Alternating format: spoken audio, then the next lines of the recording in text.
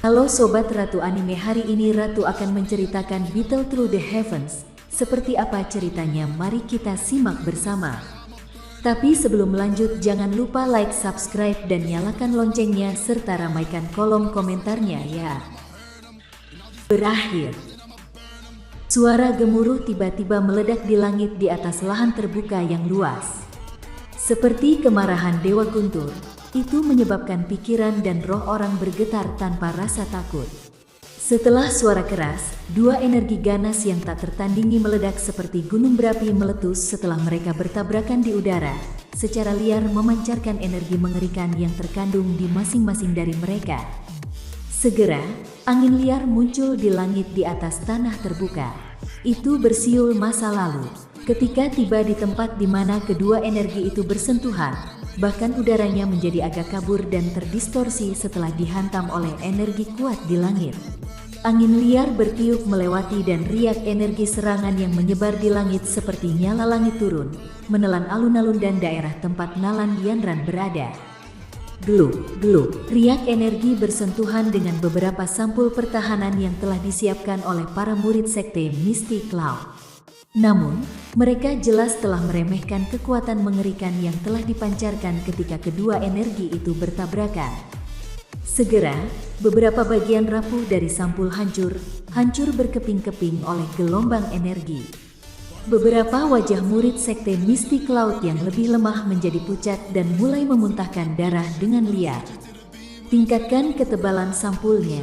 Yunleng buru-buru berteriak ketika dia melihat murid-murid sekte Misty Cloud yang telah menderita pukulan telak di bawah serangan energi. Ya, mendengar teriakan Yunleng, para murid sekte Misty Cloud hadir segera berteriak serempak. Teriakan bersatu itu melesat langsung ke awan dan benar-benar berhasil untuk sementara menekan suara guntur yang keras di langit. Saat teriakan tertib bergema, banyak cahaya Doki yang berbeda warna segera melonjak keluar dari tubuh murid-murid sekte Misty Cloud. Doki ini berlama-lama di udara di atas mereka dan langsung bersentuhan satu sama lain. Mereka dengan cepat bergabung dan dalam sekejap mata, membentuk penutup Doki multiwarna yang menyelimuti setengah tanah terbuka. Bang, sama seperti penghalang pertahanan terbentuk, riak energi menakutkan lainnya meledak dari langit. Itu dengan keras menabrak penutup pertahanan.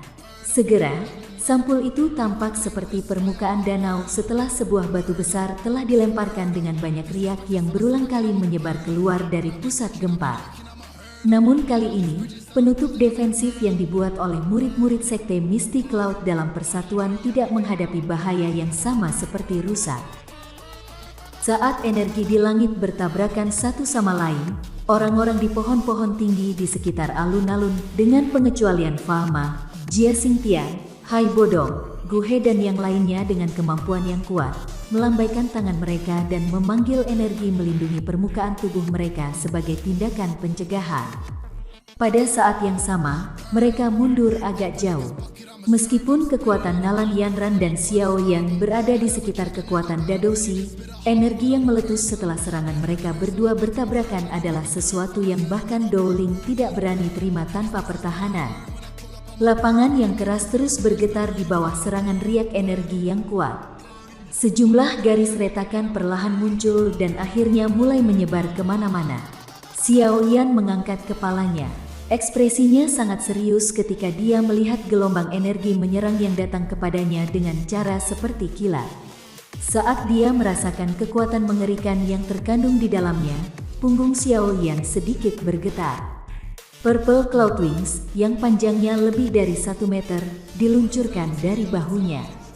Kakinya dengan lembut menekan tanah dan tubuhnya tampak seperti meluncur saat dengan cepat menariknya kembali. Pada saat yang sama, gelombang energi yang menyerang itu, yang terlihat dengan mata telanjang, mendesing ketika mengikuti dari belakang, seperti gelombang yang mengepul. Dimanapun ia lewat, tanah terbuka yang keras itu rusak sampai berada dalam kondisi yang mengerikan.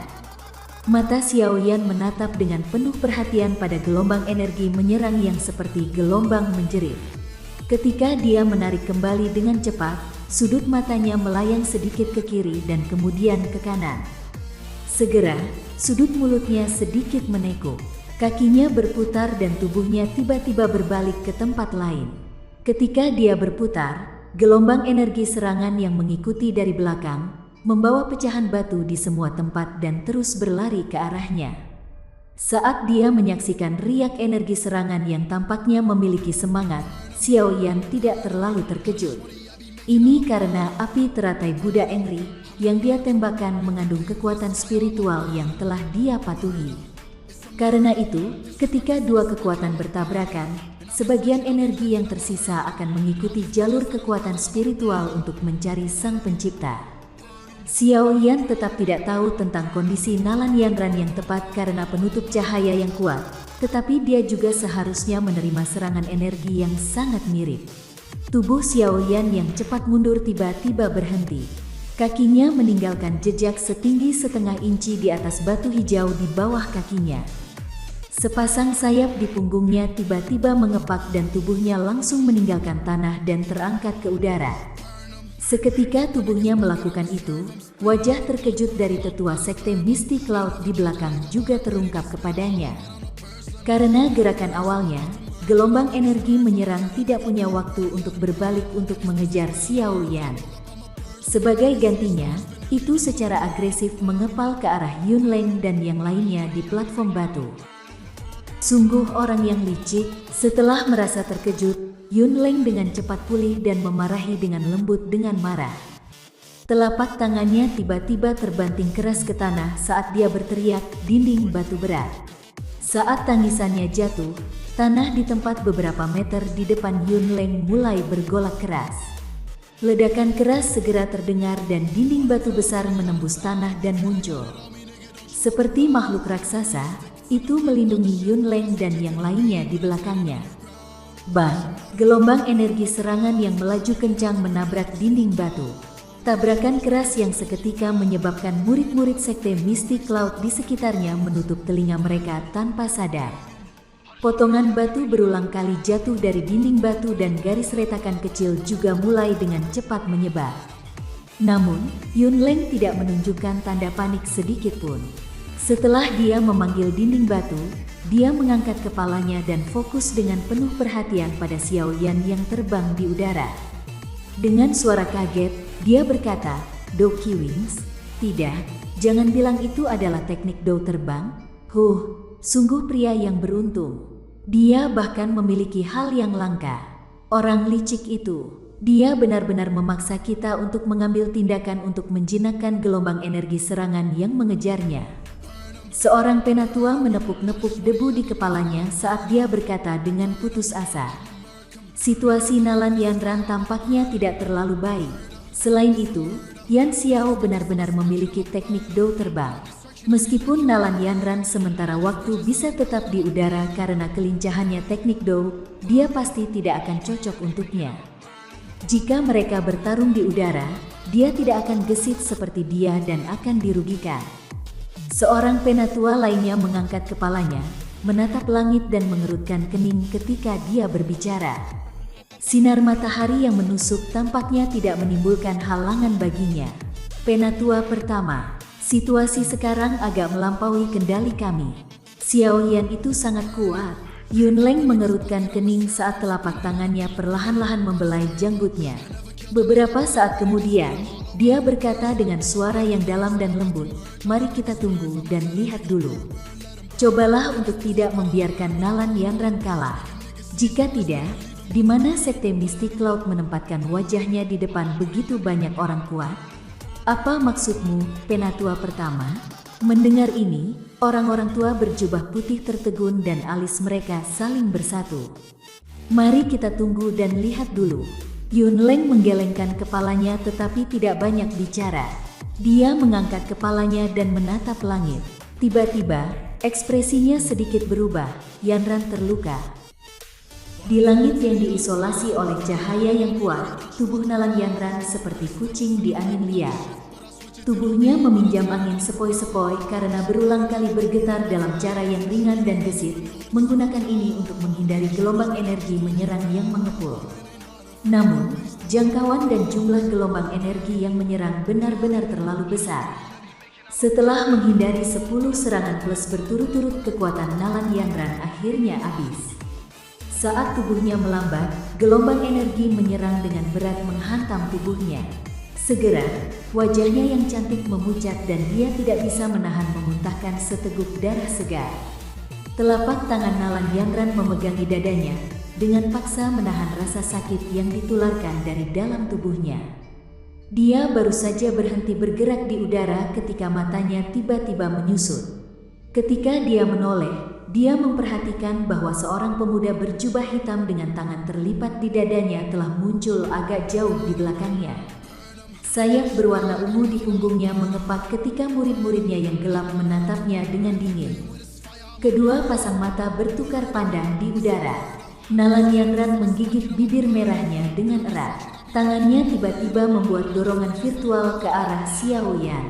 Segera, sejumlah besar bilah angin berwarna hijau pucat muncul di depannya entah dari mana dan menyapu ke arah Xiao Yan.